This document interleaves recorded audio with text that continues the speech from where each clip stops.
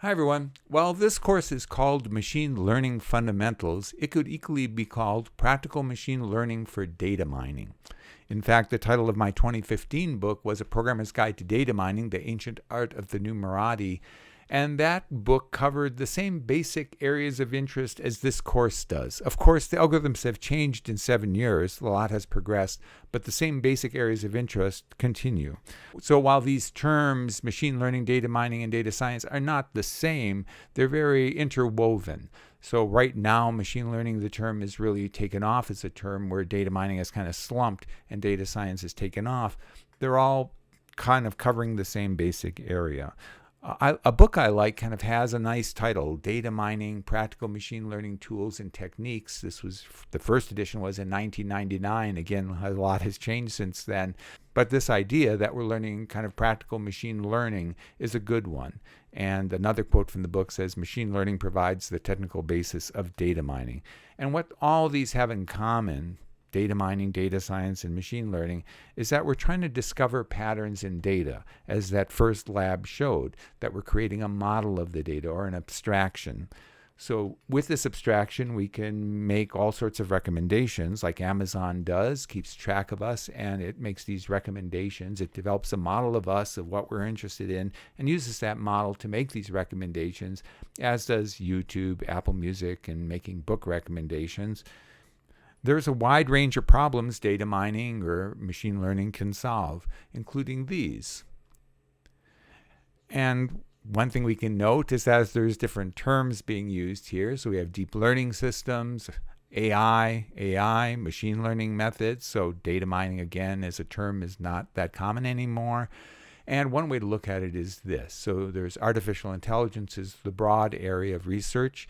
And the bulk of artificial intelligence is machine learning. There are some aspects of artificial intelligence that aren't machine learning.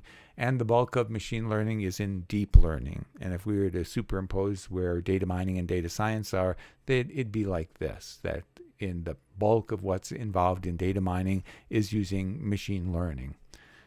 Same is true with data science. Of course, there are things in data mining that are kind of outside the purview of machine learning. The bulk, the core of what we're learning is indeed machine learning. And as these quotes from the Witten book say, data mining, practical machine learning tools, or machine learning provides the technical basis of data mining. So on to the practical aspects of the course.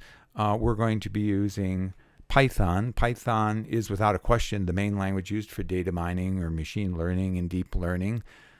There have been other suggestions of languages like Julia and Swift. In fact, for a long time I thought I want to be on the forefront and teach this in one of the newer languages.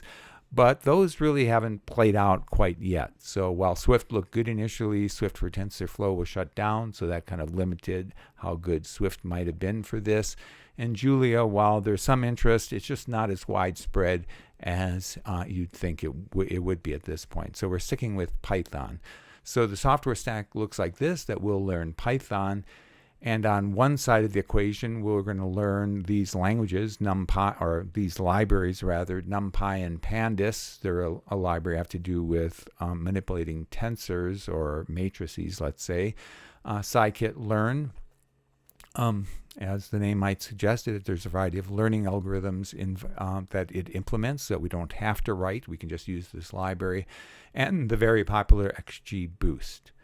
On the deep learning side, we have a little bit more options here of what we could lean into. One is TensorFlow that was developed by Google Brain, and in fact, in all previous versions of this course, that's what I used. And the other option is PyTorch, which is a product of the Facebook AI Research Lab. And they both have their pros and cons. PyTorch looks like it's a little gaining momentum as a language to use. In fact, Tesla and their self-driving car, Autopilot, they're using PyTorch to develop that product. And if we look at the popularity of the languages based on the papers in artificial intelligence and deep learning, you'll see that PyTorch is growing in this regard, and it has a larger percentage of those new papers. So on the deep learning side, we're using PyTorch and PyTorch Lightning. These are libraries for deep learning. So that's the quick introduction I wanted to do. So let's get started with the practical aspects of this course. All right.